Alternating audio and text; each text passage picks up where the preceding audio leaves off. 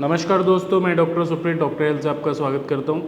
आज हम बात करेंगे वेरिकोसील की वजह से क्या आपको यूटीआई हो सकता है, क्या आपका यूरिनरी ट्रैक्ट में इन्फेक्शन आ सकता है, यूटीआई हो सकता है वेरिकोसील की वजह से।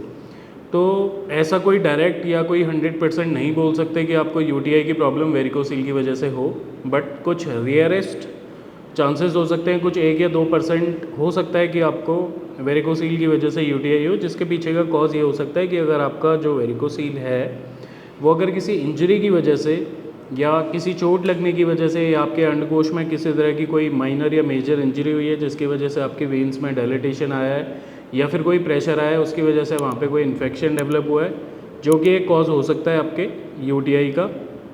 बट ओवरऑल अगर मैं बात करता हूँ तो वेरिकोसील आपको किसी भी तरह का कोई यूरिनरी ट्रैक्ट का इन्फेक्शन नहीं देता। बेसिकली आपको पता है कि वेरिकोसील एक कंडीशन है जहाँ पे वेन्स में ओवर प्रेशर पड़ने की वजह से डायलिटेशन और वेन्स में जो ब्लड है वो रिफ्लक्स करने लगता है, जो कि एक वेरिकोसील की कंडीशन है।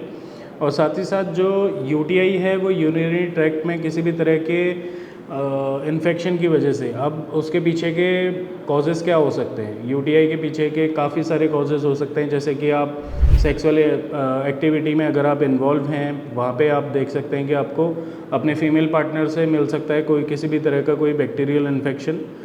बैक्टीरियाज बेसिकली जो इकोलाई हो सकता है या फिर स्टेफाइलोकोकस, स्टेप्टोकोकस, ये सारे इन्फेक्शन आप देख सकते हैं। बैक्टीरियल इन्फेक्शन की वजह से आपको यूटीआई हो सकता है। अगर आप हाइजीन मेंटेन नहीं करते प्रॉपरली, अपना जो प्राइवेट पार्ट है वहाँ पे उसको पूरी तरीके से क्लीन नहीं रखते या फिर हाइजीन आप मेंटेन नहीं करते, तो वो एक आपका कॉज हो सकता है यूटीआई का। अगर आप पब्लिक टॉयलेट्स बहुत ज़्यादा यूज़ करते हैं या फिर कोई ऐसा कॉमन वॉशरूम आप यूज़ करते हैं जहाँ पे कि कई सारे लोग एक साथ उसे यूज़ कर रहे हैं, तो वो एक कॉज हो सकता है आपके यूटीआई का। चौथा आपका आ जाता है किसी भी तरह का कोई ब्लॉकेज अगर आपके यूरिनरी ट्रैक्ट में आपको मिल रहा है, वो आपके किडनी स्टोन की वजह से हो सकता है, प्रोस्टेट एनलार्जमेंट की वजह से हो सकता है। तो इस तरह के कोई भी ब्लॉकेज अगर आपके यूरिनरी ट्रैक्ट में आते हैं तो वो एक कॉज कर सकता है आपको यूटीआई। उसके बाद पांचवी चीज़ आ जाती है कि अगर आप बहुत लंबे टाइम से कैथेटर का यूज़ करते हैं। बेसिकली कैथेटर आप जानते हैं कि वो यूज़ किया जाता है यूरिन पास करवाने के लिए, जो लोग कि वॉक नहीं कर सकते या जिनको ज़रूरत है कैथेटर यूज़ करने की, और बहुत लॉन्ग टर्म तक अगर कैथेटर आप यूज़ करते हैं तो वो भी एक मोस्ट प्रोबेबली आपका कॉज हो सकता है यूटीआई के पीछे। और सिक्स्थ एंड लास्ट पॉइंट हमारा आ जाता है किसी भी अगर पर्सन का जो इम्यून सिस्टम है वो वीक है तो वो किसी भी इन्फेक्शन को अडेप्ट करने के लिए बहुत ज़्यादा प्रोन होती है उसकी बॉडी, तो वो एक कॉज कर सकता है आपको यूटीआई।